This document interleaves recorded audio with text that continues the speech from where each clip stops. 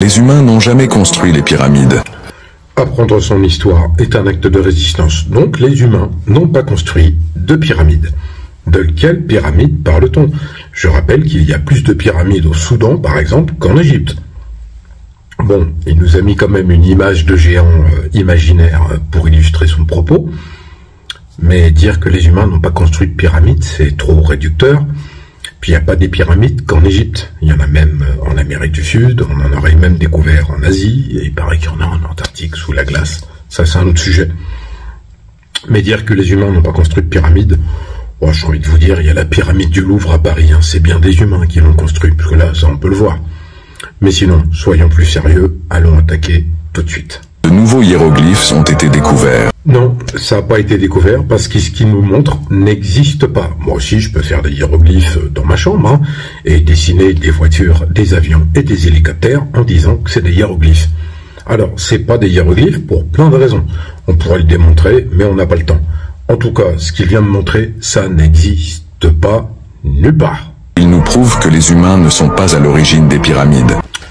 Ça nous prouve surtout que sur les réseaux sociaux, on voit absolument n'importe quoi. C'est comme dans les lives avec les pseudo-historiens, anthropologues, sociologues, ethnologues et psychologues. Et j'en passe. Bref, on continue. Au début, on pensait que les Égyptiens avaient utilisé des rampes, mais ce n'était pas suffisant. Encore heureux qu'ils n'ont pas utilisé que des rampes. Qui a dit qu'ils n'avaient utilisé que des rampes? On a l'impression, quand on l'écoute, que l'égyptologie, l'archéologie et l'histoire de l'Égypte, ça se résume à la rampe. L'Égypte, le pays de la rampe. Chaque bloc fait 20 tonnes. Alors, cette affirmation ne repose sur rien. Il faut savoir que sur le plateau de Gizeh, où il y a les pyramides, n'est-ce pas, les grandes pyramides, 99% des blocs, attention, c'est un chiffre que l'on peut vérifier, entre 90 et 99, on va être précis, des blocs qui constituent les pyramides sont des blocs dits de calcaire. Ils pèsent en moyenne 2,5 tonnes. On n'est pas à 20 tonnes. Donc déjà, ça permet de relativiser les choses. Et au-delà de cela, parce que même s'il ne l'a pas précisé, il peut peut-être s'étendre à toutes les pyramides. Il y en a beaucoup en Égypte, il y en a beaucoup au Soudan. Mais en tout état de cause, ce sont des blocs de calcaire. Après, bien entendu, on peut concevoir la difficulté de monter des blocs de granit, des sarcophages en granit, comme à la vallée des rois, etc., ou la vallée des reines. Mais en tout état de cause, il n'y a pas de bloc de 20 tonnes hein, sur la pyramide de Gizeh. En étant 50 ou même 100, personne ne pourrait déplacer un tel poids. Alors imaginez si en plus, ils devaient le faire sur une pente de plus de 10 degrés. Alors, à considérer que les Égyptiens étaient des imbéciles, qu'ils étaient arriérés, qu'ils n'avaient que des burins de bois et des biseaux de cuivre, mais là, il faut se réveiller. Je veux dire, bien sûr qu'à 50 à la main, personne va soulever des blocs de 2,5 tonnes. Bon, toi, tu dis que c'est 20. Mais, regardez bien, ils utilisaient des cordages, des poutres et des chariots, enfin, des traîneaux, si vous préférez, pour faire glisser ces blocs. Il y a même des preuves archéologiques et historiques sur des fresques qui démontrent qu'ils mouillaient le sable avec des gens qui jetaient de l'eau pour pouvoir justement rendre la terre plus malléable pour pouvoir traîner ces blocs. Donc, je veux bien qu'à 50, on puisse ne pas y arriver. Maintenant, il y a des animaux de trait, mais 50 avec des traîneaux, des cordes, des poulies, etc. Je rappelle que les Égyptiens sont les inventeurs principaux des mathématiques et qu'ils ont compris la mécanique des forces bien avant tout le monde. Donc, ils étaient bien plus ingénieux que les civilisations actuelles et avaient de la ressource, hein, il ne faut pas en douter.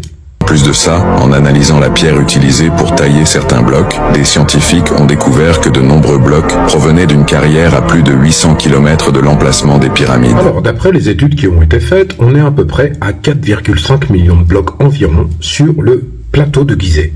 4,5 millions de blocs qui sont, pour 99%, en calcaire et proviennent des carrières locales. On a toutes les traces.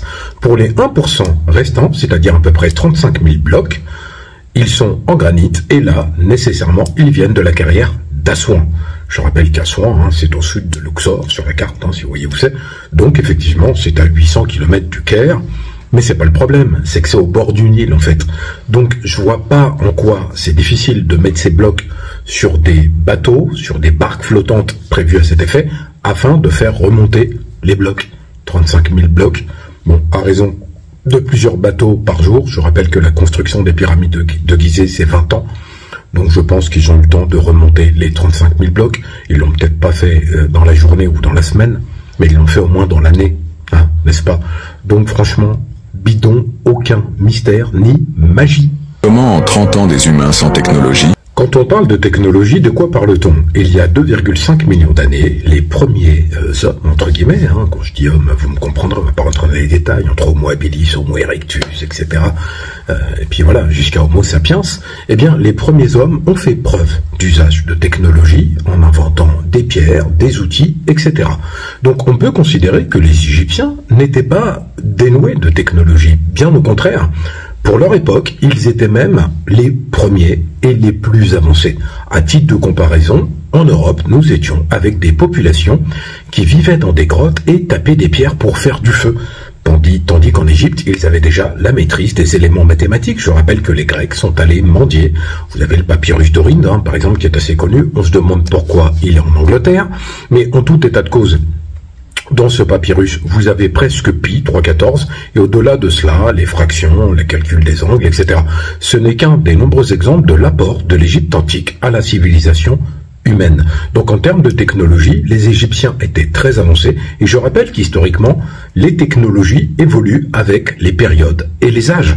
Donc l'Égypte, pendant des centaines de siècles, hein, on peut considérer cela comme ça, des milliers d'années, a dominé le monde d'un point de vue technologique. Après, aujourd'hui, en 2025, il y a eu un renversement, parce que bien sûr, il y a la colonisation, l'esclavage, etc., et le renversement des privilèges. Et aujourd'hui, ce sont les Américains, God bless America, qui dominent le monde d'un point de vue technologique. Et encore, on pourrait considérer que les Coréens sont aussi à la pointe, tout comme les Japonais, mais je parle d'un point de vue global. En tout état de cause, c'est quelque part insultant pour l'Égypte antique, et c'est à considérer qu'ils n'avaient pas de technologie. Ils en avaient une, et c'était la plus avancée. Ont pu déplacer entre 600 000 et 4 millions de blocs à la seule force de leurs mains. Le mystère est toujours trop grand. Je crois que même aujourd'hui, il n'y a personne qui va débloquer avec ses petites mains des blocs de 2,5 tonnes, de 10, 25 ou même 70 tonnes. Il n'y a personne, hein.